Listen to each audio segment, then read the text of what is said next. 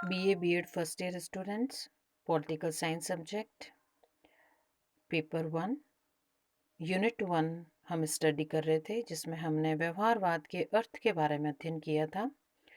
आज हम व्यवहारवाद के अर्थ को एक बार फिर से देखेंगे। व्यवहारवाद की विशेषताओं के बारे में आज हम अध्ययन करेंगे।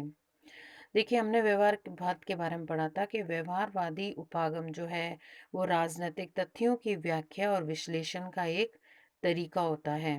तो एक मेथड है किसी भी राजनीतिक तथ्य जो है उसका व्याख्या करनी और उन तथ्यों की विश्लेषण करना एक तरीका है। और ये जो तरीका है इसको विकसित किया है अमेरिकी राज वैज्ञानिकों द्वारा किया गया है। यद्यपि इसकी जो जड़ें हम अगर माने तो जो युद्ध हुआ था उसके पहले ही ग्राहम वाल्स और ब्रैडले ने इनकी आदि की रचनाओं में हम देखते हैं कि व्यवहारवाद के बारे में दिया गया है। देखिए, ये जो अप्रोच है, यह जो उपागम है, वो राजनीतिक विज्ञान के संदर्भ में मुख्यतः जो अपना ध्यान आकर्षित करती है वो है राजनीतिक व्यवहार पर ही केंद्रण होना, और इस बात का प्रतिपादन करता है कि राजनीतिक गतिविधियों का जो वैज्ञानिक अध्ययन है व्यक्तियों के राजनीतिक व्यवहार के आधार पर ही किया जा सकता है। तो ये एक इम्पॉर्टेंट चीज़ है जिसके अंतर्गत स्पष्ट किया गया है कि बिहेवियरिज्म या हम कहेंगे जो व्यवहारवादी जो उपागम है, इस उपागम के अंतर्गत इस बात पे राजनीतिक विज्ञान में ध्यान दिया गया है कि जो राजनीतिक गतिविधियां हैं उनका वैज्ञानिक अध्ययन व्यक्तियों के राजनीतिक व्यवहार के आधार पर ही किया जा सकता है। अब इसमें विशेषताएं अगर अपन देखते हैं तो इस प्रकार से है। देखिए, व्यवहारवाद जो है वो अनुभवात्मक या जिसे एम्पिरिकल कहते हैं, क्रियात्मक या हम जिसे कहेंगे फंक्शनल होती है। अब ये कैसे होती है कि इसमें जो व्यक्ति है वो निष्ठ मूल्यों और कल्पनाओं आदि के लिए उनके जीवन में कोई स्थान नहीं होता है। ये एक्सपीरियंस बेस्ड होगी, जो अनुभव उन्हें प्राप्त होता है, और क्रियात्मक मतलब जो कार्य किया जाता है, जो हम ये बात कह सकते हैं कि रियलिज्म से काफ़ी ये एक तरीके से जुड़ा हुआ है। व्यवहारवाद इस दृष्टि से परंपरावाद वादियों के नितांत विरुद्ध है। जो ट्रेडिशनल तरीका है उनके बिल्कुल ही विरुद्ध होते हैं, क्योंकि वे अधिकतर जो है वो अपने मूल्यों और जो कल्पनाएं हैं उन्हीं में खोए रहते हैं। लेकिन यहाँ पर प्रैक्टिकल बात है कि यहाँ जो राजनीतिक गतिविधियाँ होती है उसका वैज्ञानिक अध्ययन किया जाता है, जो अनुभव पर आधारित है और जो क्रियात्मक रूप से आधारित है। अब आगे अपन देखते हैं कि मुख्य रूप से जो प्रणेता थे वो थे व्यवहारवाद के डेविड ईस्टर्न। तो डेविड ईस्टर्न जो थे वो मुख्य रूप से व्यवहारवाद के प्रणेता थे। ये अक्सर प्रश्न बनता है। और उनके अनुसार व्यवहारवाद क्या है? डेविड ईस्टर्न व्यवहारवाद के संबंध में लिखते हैं कि व्यवहारवाद वास्तविक व्यक्ति पर अपना समस्त ध्यान केंद्रित करता है, कल्पना पर आधारित नहीं है। ये वास्तविक व्यक्ति पर अपना ध्यान केंद्रित करता है। व्यवहारवाद के अध्ययन की इकाई मानव का ऐसा व्यवहार है, व्यवहार है जिसका प्रत्येक व्यक्ति द्वारा पर्यवेक्षण, मापन और सत्यापन किया जा सकता है। तो ये मुख्य बात ये हो गई कि किसी भी जो व्यक्ति है, एक तो उस पर जो वास्तविक व्यक्ति पर ध्यान दिया जाता है, मानव व्यवहार पर ध्यान दिया जाता है, और जिसका जो प्रत्येक व्यक्ति द्वारा पर्यवेक्षण किया जाएगा, मापन किया जाएगा और सत्यापन किया जाएगा। तो इसी को हम देखते पता लगा सकते हैं कि जो व्यवहारवाद अप्रोच है, जो व्यवहारवाद उपागम है, यह जो उपागम है वो एम्पिरिकल है और फंक्शनल है। व्यवहारवाद राजनीतिक व्यवहार के अध्ययन से राजनीति की संरचनाओं, प्रक्रियाओं के बारे में वैज्ञानिक व्याख्याएं विकसित करना चाहता है। तो इस तरीके से डेविड ईस्टर्न ने व्यवहारवाद को स्पष्ट किया है।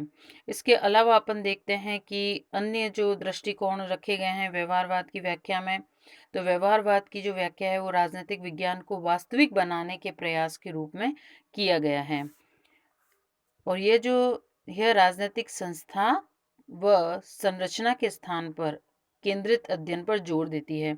तो किसी भी राजनीतिक संस्था पर या जो संरचना है, क्योंकि उसमें जो व्यक्ति हमें मिलेंगे वो जो व्यक्ति उनका सीधा जो है वास्तविक संबंध रहेगा पर्यवेक्षण से, मापन से।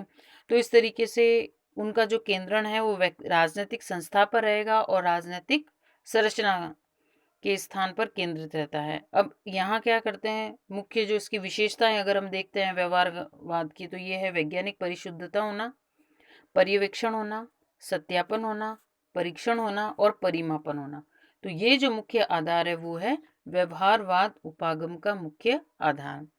अब अपन ने ये देखा कि जो राजनीतिक विज्ञान के जो शोधार्थी होते हैं, तो जब वो अध्ययन करते हैं तो शोध और जो विश्लेषण किया जाता है इन दो आधार पर किया जाता है, जिसे हमने अभी बात करी, अनुभवात्मक और प्रकायात्मक दृष्टिकोण।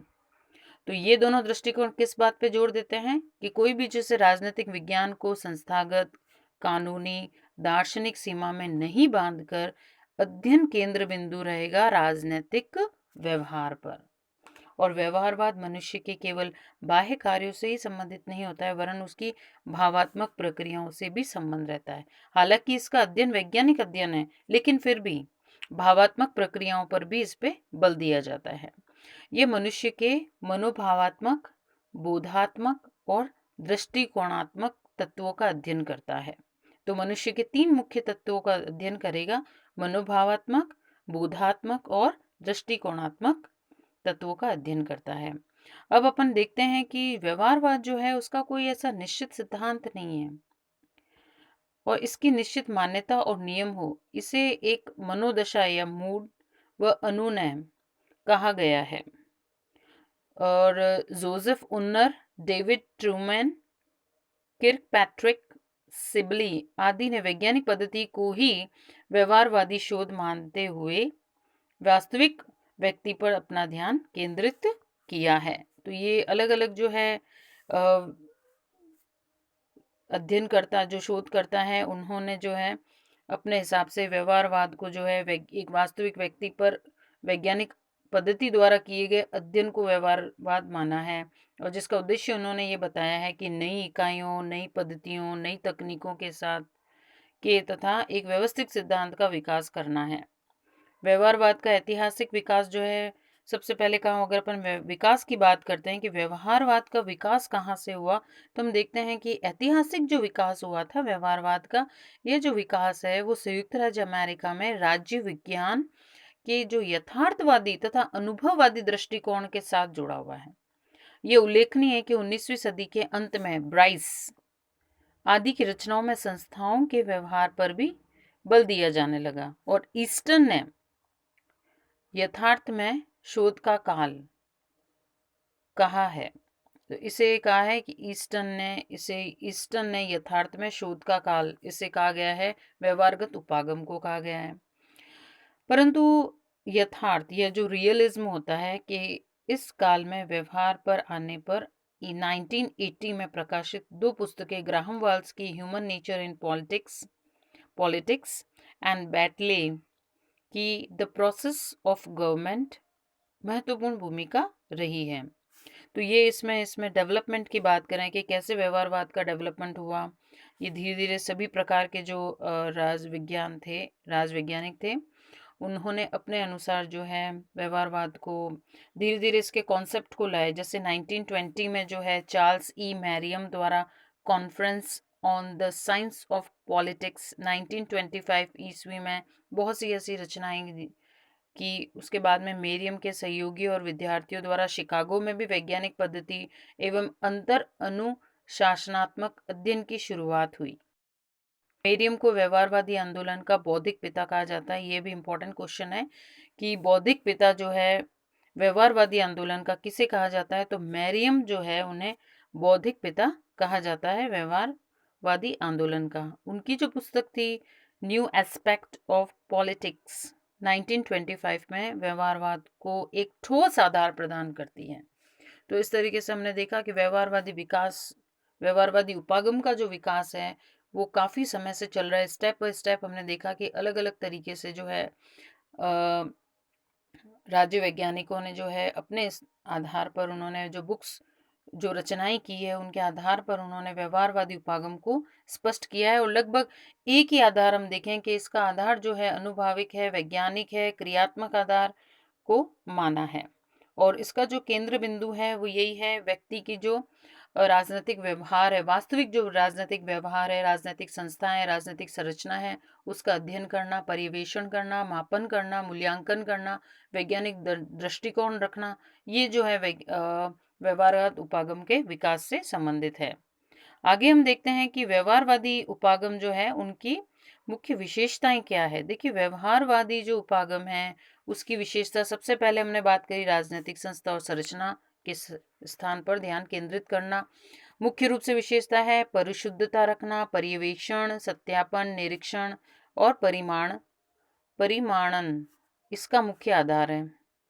और राजनीति के अध्ययन की बात करें तो राजनीतिक अध्ययन में शोध और विश्लेषण पर मुख्य रूप से अनुभवात्मक व प्रकायात्मक दृष्टिकोण पर जोर दिया गया है, और उसका केंद्र बिंदु क्या है, राजनीतिक व्यवहार को मानता है। और ये मनुष्य की मनोभावात्मक, बोधात्मक और दृष्टिकोणात्मक तीनों तत्वों का अध्ययन करता है। कोई इसका निश्चित सिद्धांत नहीं है, एक तरीके की हम कहेंगे कि एक मनोदशा है, वह अनुनय है। व्यवहारवाद का जो उद्देश्य है नई इकाइयों, नई पद्धतियों, नई तकनीकों के तथा एक व्यवस्थित सिद्धांत का विकास करना है। और संस्थाओं के अध्ययन के बजाय उनमें काम करने वाले जो व्यक्ति है उनके व्यवहार का राजनीतिक वैज्ञानिक आधार पर उनका अध्ययन करना, व्यक्तियों के व्यवहार का अध्ययन करना इसकी मुख्य विशेषता है। व्यवहारवादियों की जो अध्ययन शैली है, ये चीज ध्यान रखी जाए कि अंतः विषयक है, इसलिए वे राजनीति को एक पृथक अथवा ज्ञान की विशिष्ट शाखा नहीं मानते हैं। राजनीतिक विज्ञान में सामाजिक विज्ञान में से एक है, इसी कारण ये अन्य जो सोशल साइंसेज है उसके साथ उसको एकीकृत किया जा सकता है। और इसकी इम्पोर्टेंट विशेषता है कि व्यवहारवाद ने राजनीतिक शास्त्रियों को अंतर अनुशासनात्मक दृष्टिकोण प्रदान किया। ये इसकी मुख्य विशेषता के रूप में हम देखते हैं। अनुसंधान में तथ्यों को जानना अधिक महत्वपूर्ण माना जाता है। वैज्ञानिक अनुभववाद के माध्यम से नई परिविधियों एवं मापन के नए साधन विकसित किए हैं जिससे कि अध्ययन संगत और फलदायी हो। इसके अलावा हम देखते हैं कि व्यवहारवाद की मुख्य विशेषता है कि व्यवहारवाद जो है व्यक्तिनिष्ठ मूल्यों और कल्पना से इसका कोई भी संबंध नहीं है। तो इस तरीके से हम देखते हैं ये मुख्य विशेषताएं जो है अलग अलग